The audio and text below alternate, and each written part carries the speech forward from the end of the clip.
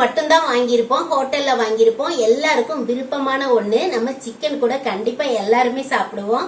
Mayonnaise எப்படி செய்யறதுன்னு தான் பார்க்க போறோம். ரொம்ப சுலபமா 2 நிமிஷத்துல மிக்சியில நம்ம இன்னைக்கு செய்ய போறோம்.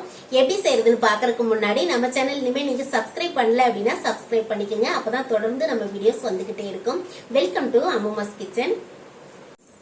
நம்ம இன்னைக்கு பண்ண போற எக் மயோனைஸ் பாத்தீங்க அப்படின்னா ஒரு 2 நிமிஷத்திலே பண்ணிடலாம். மிக்ஸி ஜார்ல தான் நம்ம பண்ண போறோம். அது எப்படின்னு பார்க்கலாம்.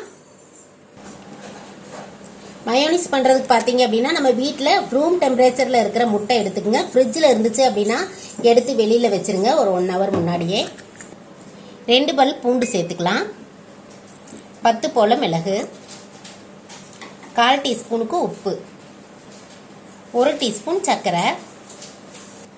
இதை கொஞ்சம் அரைச்சதுக்கு அப்புறமா ஆயில் சேர்த்துக்கலாம்.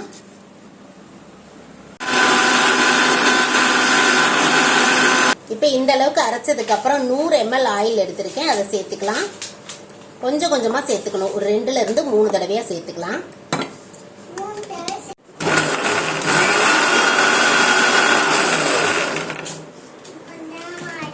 கொஞ்ச நேரம் அரைச்சதுக்கு அப்புறம் ஒரு 3 தடவையா அந்த ஆயில பிரிச்சு கொஞ்சம் கொஞ்சமா ஊத்திட்டே அரைக்கணும். அப்பதான் நம்மளுக்கு பாத்தீங்க அப்படின்னா நல்ல திக்கா வரும், கிரீமியா.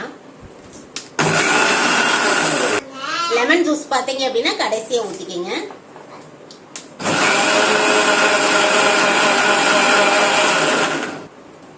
அவ்வளவுதான், மைனஸ் ரெடி ஆயிடுச்சு பாருங்க. நல்லா இந்த மாதிரி திக்னஸா அரைச்சுக்குங்க.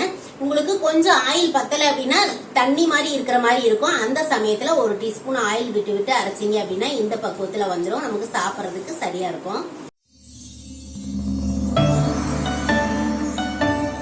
மயோனைஸ் இந்த திக்னஸ்ல வரணும் அப்படின்னா நமக்கு ஆயில் சேர்க்க தான் அரைக்கும் போது திக்னஸ் வரும்.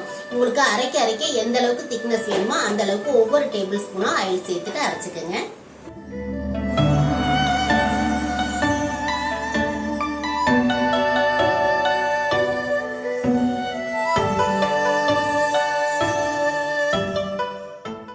ரெண்டே நிமிஷத்துல சுலபமா மிக்சிலேயே நம்ம மயோனைஸ் செஞ்சாச்சு. இதே மாதிரி நீங்களும் செஞ்சு பார்த்துட்டு எப்படி வந்துச்சு அப்படிங்கறத கண்டிப்பா கமெண்ட்ல சொல்லுங்க. பிடிச்சிருக்கு அப்படின்னா லைக் பண்ணுங்க. இந்த வீடியோவை நிறைய ஷேர் பண்ணுங்க.